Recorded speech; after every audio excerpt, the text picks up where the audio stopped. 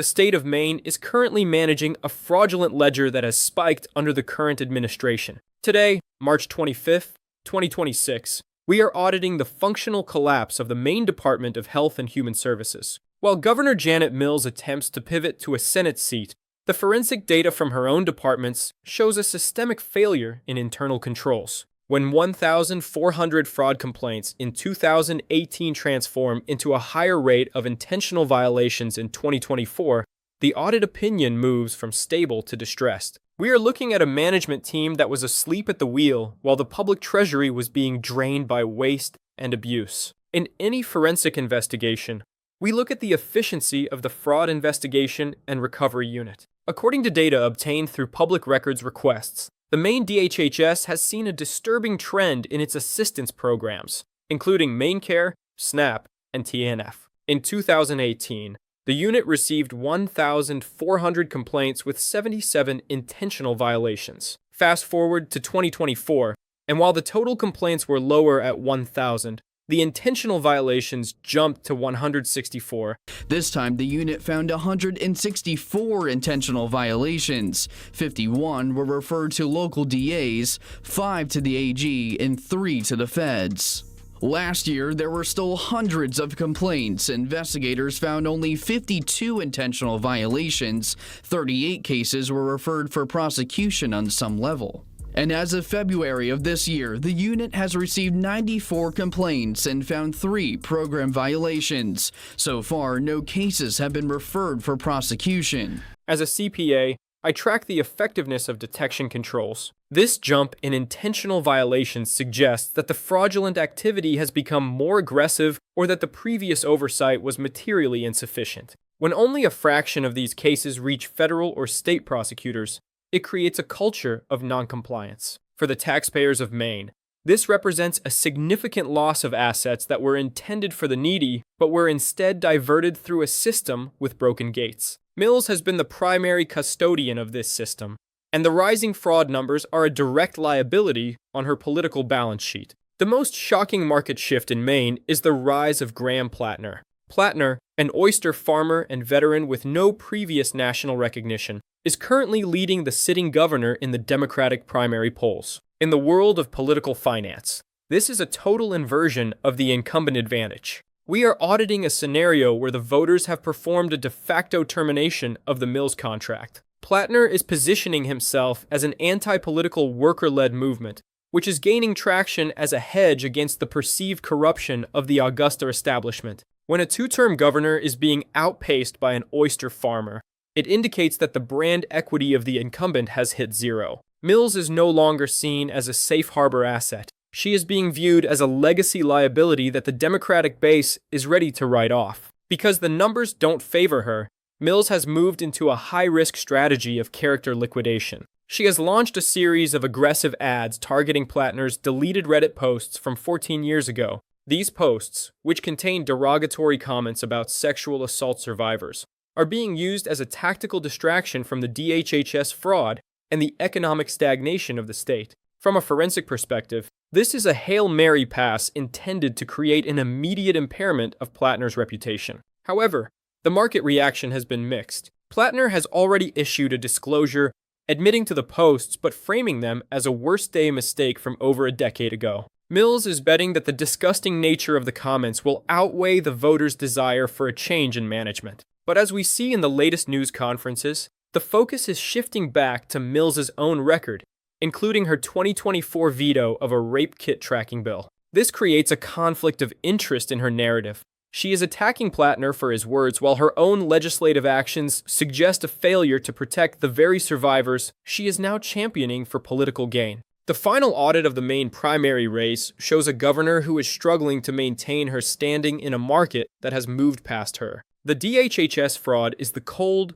hard data that proves a lack of oversight, and the rise of Graham Platner is the market response to that failure. Mills is attempting to rewrite the ledger by focusing on 14-year-old social media data, but the voters seem more concerned with the current state of their health and human services. This is the character audit and the ad campaign liquidation report. For Camillo's House, we are analyzing the specific mechanics of the Mills versus Platner media war. This is where the campaign moves from the ledger of policy to the ledger of public perception. You cannot fix a broken political career by auditing someone else's 14-year-old internet history. Today, we are looking at the specific tactics Janet Mills is using to try and survive a primary challenge that has left her humiliated on the airwaves. While she runs ads calling Graham Platner's past comments disgusting, she is being forced to defend her own record of vetoes and political flip-flops. We are auditing the cost of a negative campaign that may be doing more damage to the attacker than the target.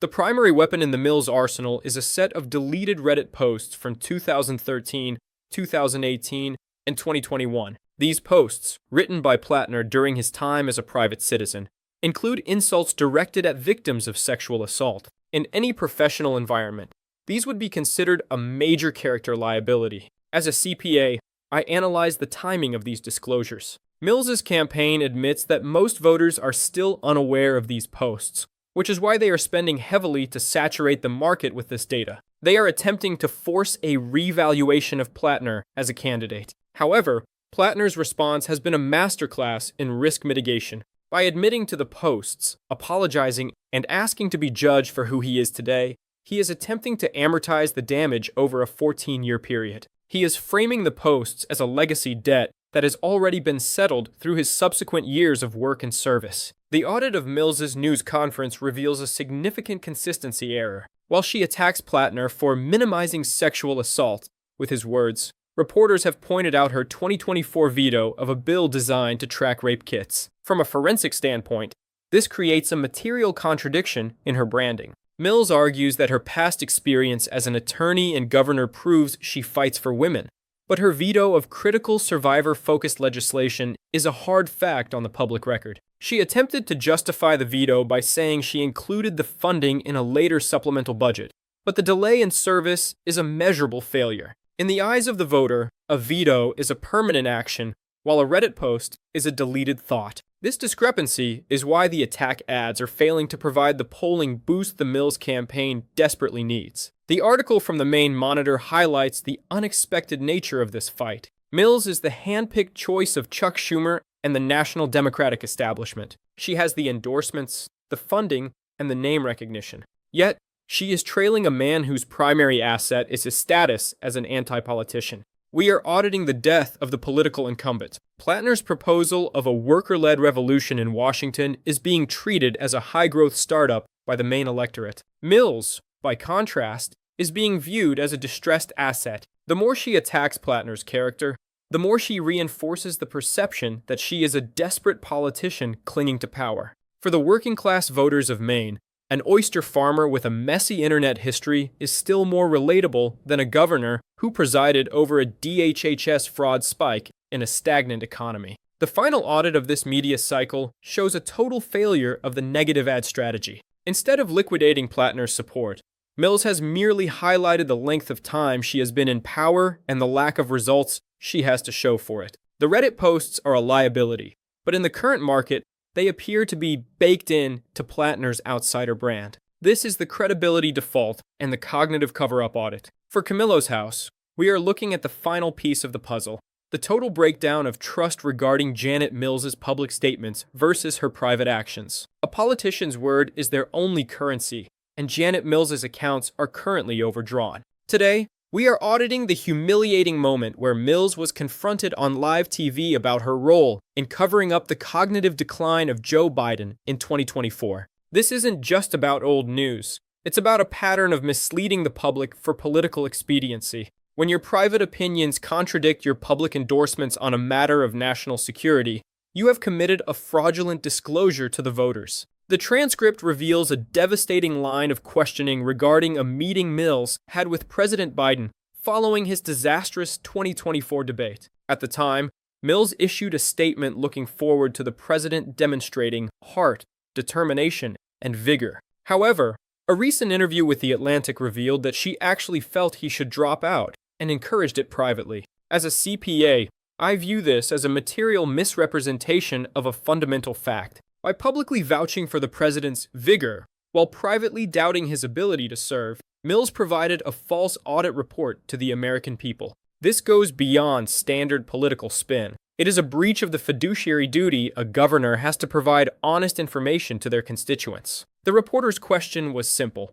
Why should voters trust your judgment now when you lied about the fate of the country back then? Mills's defense was that she wasn't going to kick the guy when he was down. In the world of finance, this is equivalent to an auditor refusing to report a company's insolvency because they didn't want to hurt the CEO's feelings. This defense is a total admission of a lack of professional integrity. If a leader's health is a matter of national security, personal feelings are irrelevant. The fact that she was one of the governors who privately tried to dissuade him from running proves she knew the asset was impaired. By maintaining a public facade of confidence, she helped delay a necessary transition of power, a move that many voters now see as a betrayal of their trust. As we look toward the June primary, the audit of Janet Mills is nearly complete. She is trailing in the polls. She is presiding over a State Department hit with fraud, and she is being exposed for misleading the public on the highest level of government. The Hail Mary attacks on Graham Platner are the actions of a candidate